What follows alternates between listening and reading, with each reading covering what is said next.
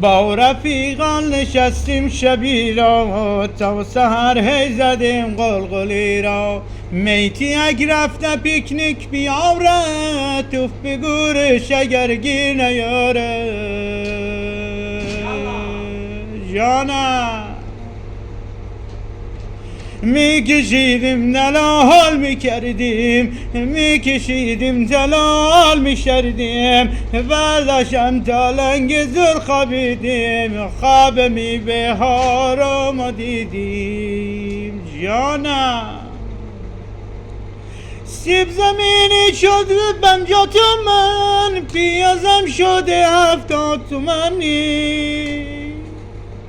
گریه کن واسه مزگرون شد گریه کن واسه مزگرون شد